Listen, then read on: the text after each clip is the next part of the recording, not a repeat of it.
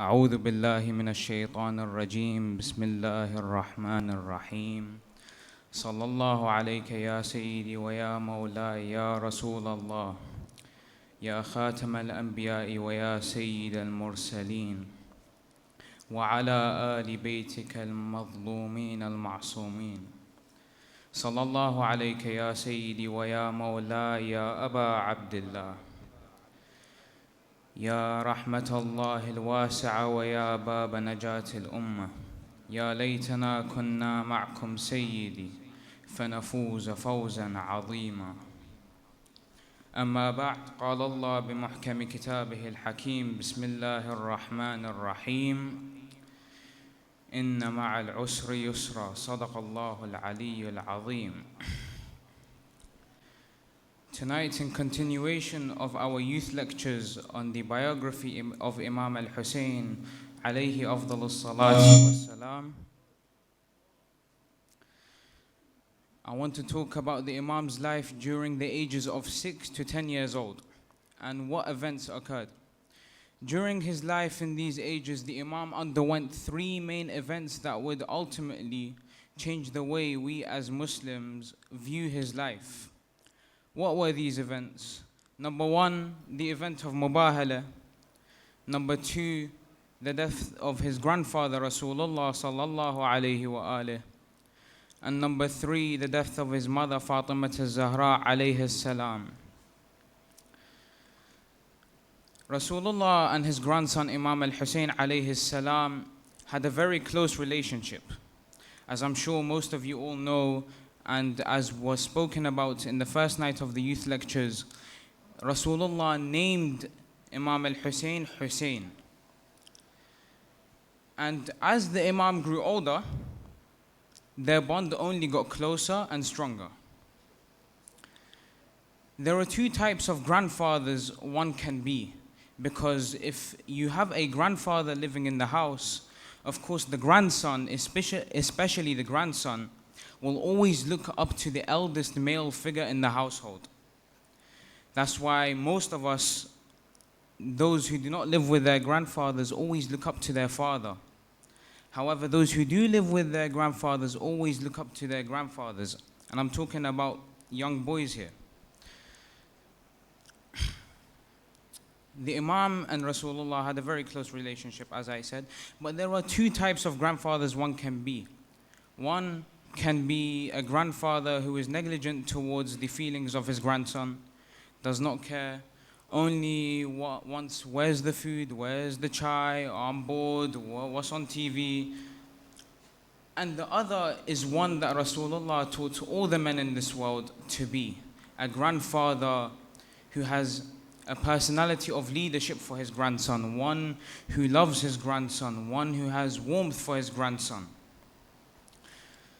So we see that Imam al-Hussain looked up to his grandfather and therefore matured from a young age, because the Imam is a ma'soom, of course, but at the same time, if one of us was living under the same household as as Rasulullah sallallahu alayhi wa alih from a young age, we would reach a level of maturity like Imam al-Hussain, to the point where he speaks like an adult at only 6 years old. The event of Mubahala was an event where the Christians from Najran came to Rasulullah and would have a debate and discussion with him. They asked him a range of things, from Prophet Isa to Allah, to the heavens, hell, Satan, all things. And they wanted to see what aligns with Islam, with Christianity, and what goes against it. Of course, Rasulullah, a man who is Allah's greatest creation, Allah's most beloved creation, gave them all these answers perfectly and eloquently, and even gave them different scenarios to some questions which they had not to do with general questions. And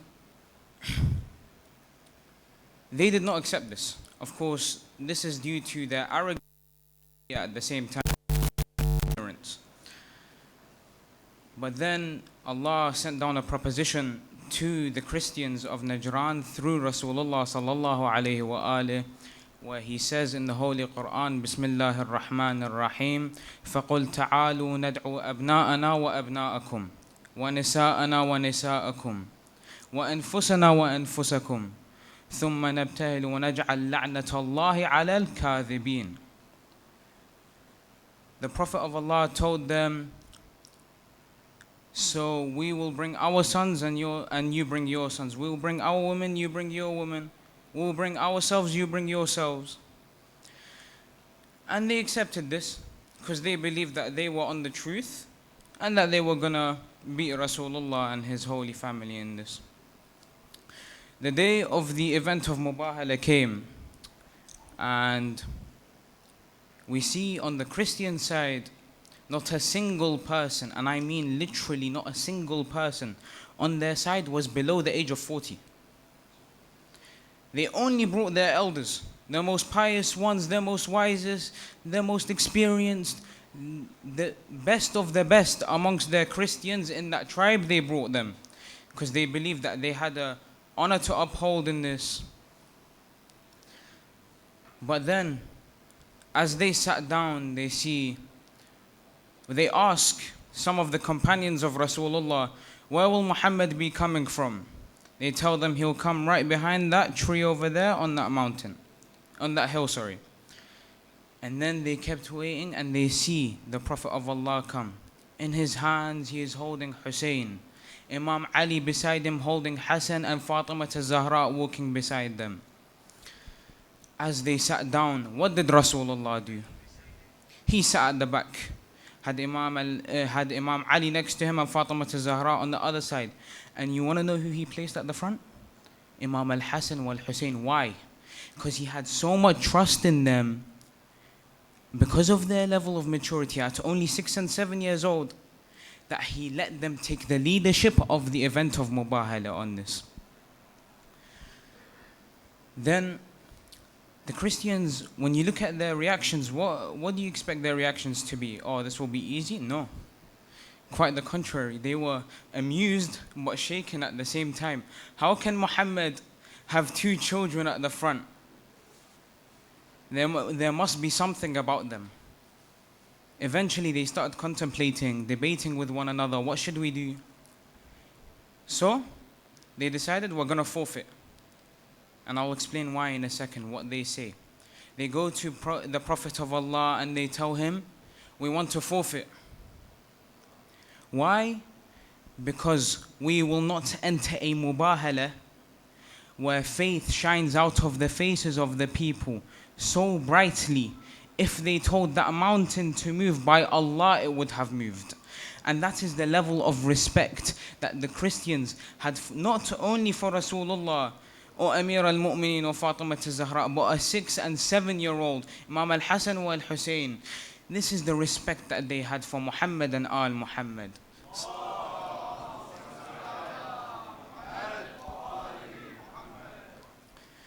So then we see that a year and a few months pass by.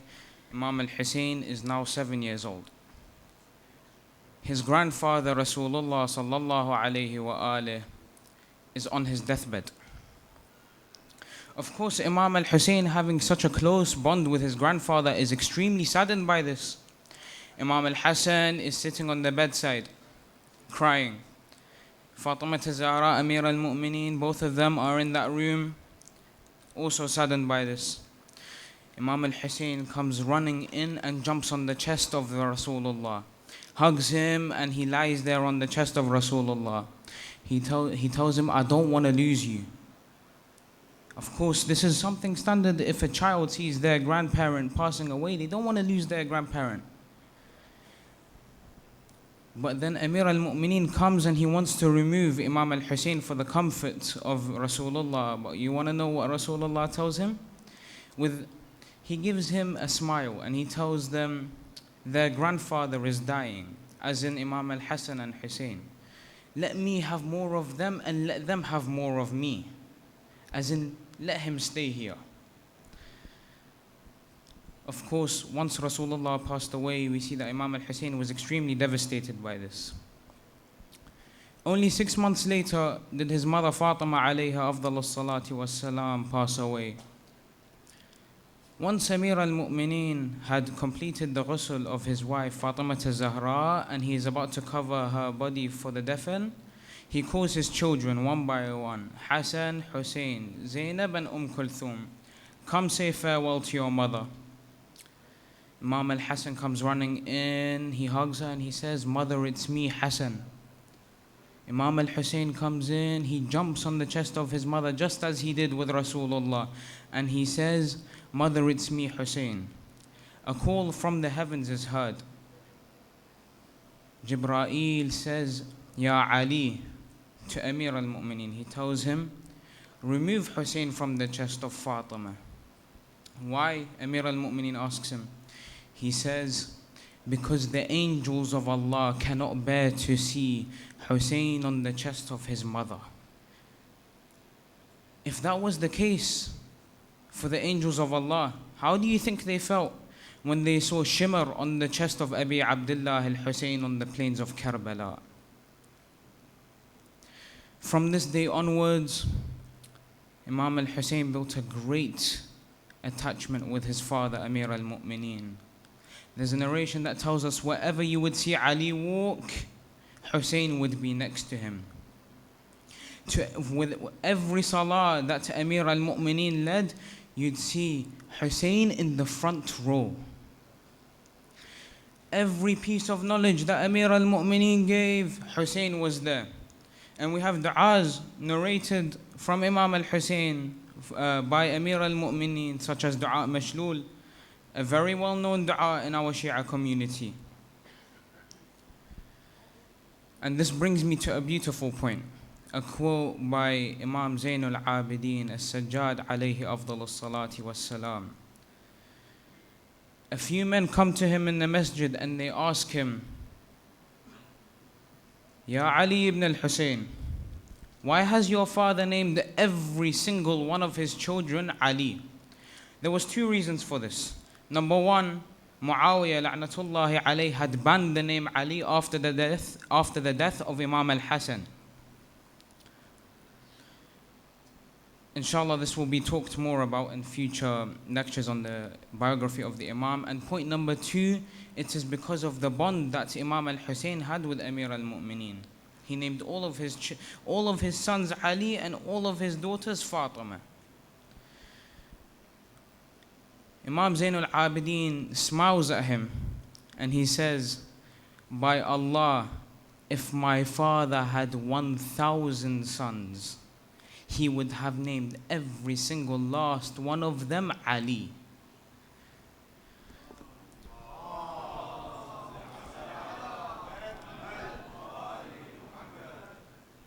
أقول قولي هذا والحمد لله الذي هدانا لهذا وما كنا لنهتدي لولا أن هدانا الله وصلى الله على سيدنا ونبينا محمد وعلى آل بيته الطيبين الطاهرين.